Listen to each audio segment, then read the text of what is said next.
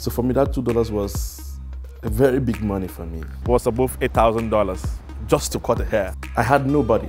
I lost virtually everything.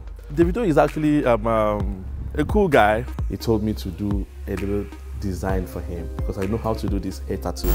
My name is Ukpaka Didion Cyprian.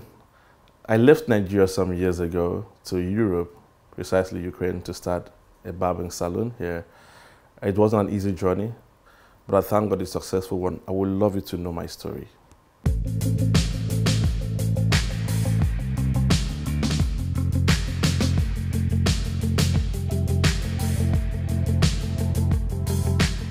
I got admission to study political science in Abuja, and I started in Abuja, and some years I left Abuja. I wanted to go to Europe to continue my studies.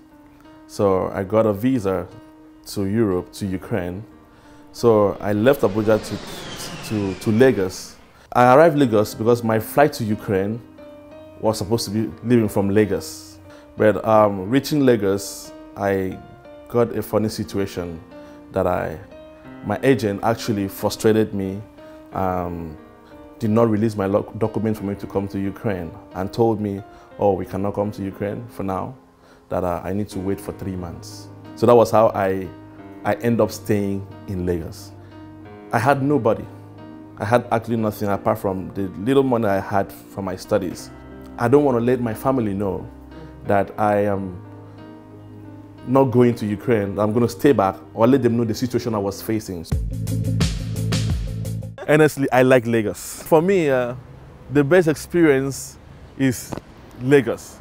You know, if you've never stayed in Lagos before, you will never, in short, you're not a Nigerian.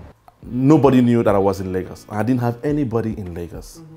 So now, for me to begin this journey of where to go, it was difficult because no way to stay, nowhere to go. At that time, I was 23.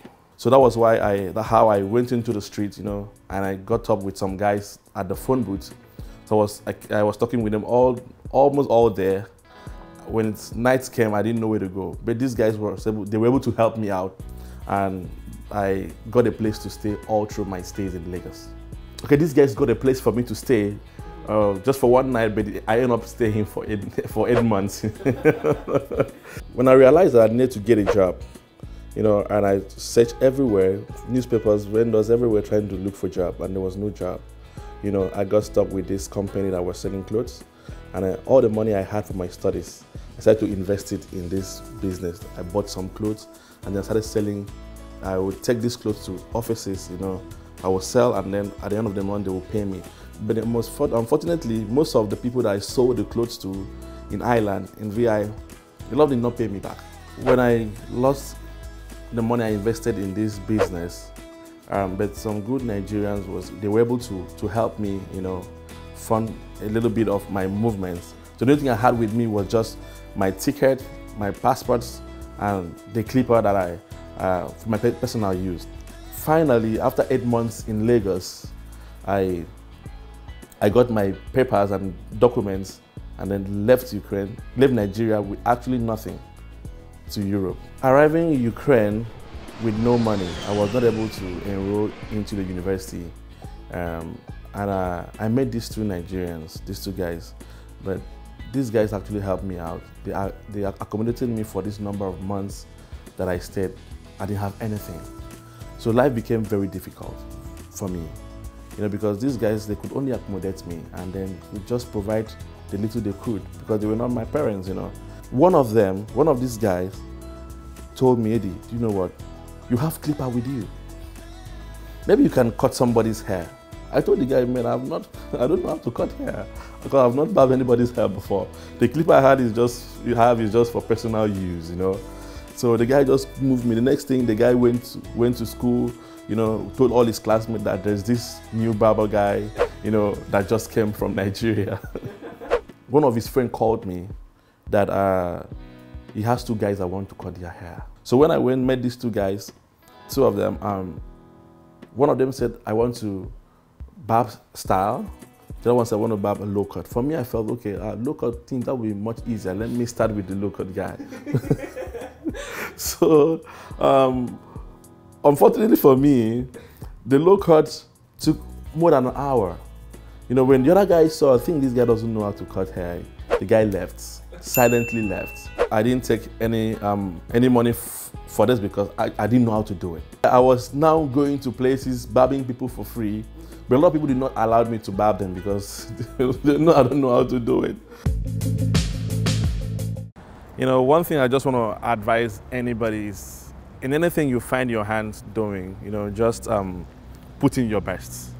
So you see, but anything you keep doing gradually, I was getting better. Maybe after up to 4 or 5 months, so I had a very first client that paid me.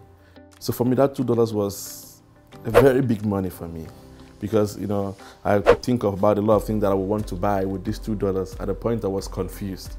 So I remember a friend of mine told me, "Come, let's go to church." So I went to church with him that evening, and then in the church, I decided to sow this money into the church. I gave the church this money because that was the only money I had. I think one of my memorable clients is when I traveled to Kenya. The most expensive car was in Kenya. I was paid almost $1,000 for a haircut. My flight ticket was $1,500. And then my accommodation per night in Kenya was $110 per night. And I stayed there for 40 days. Looking at it totally, what that guy spent for my trip from Ukraine to Kenya was above $8,000 just to cut the hair.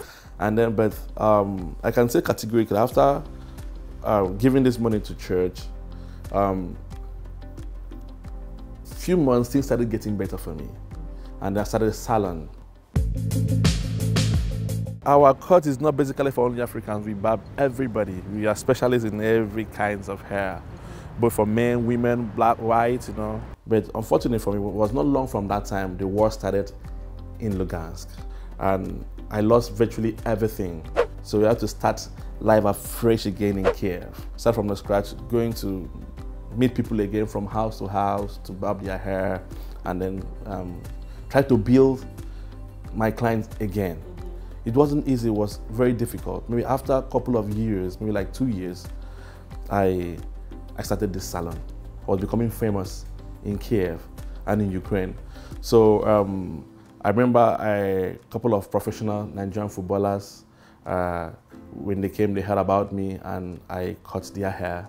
I remember the likes of Ayila, Aruna, even some musicians like Davido. Davido came to Ukraine and he heard about me and he wanted for me to cut his hair for him.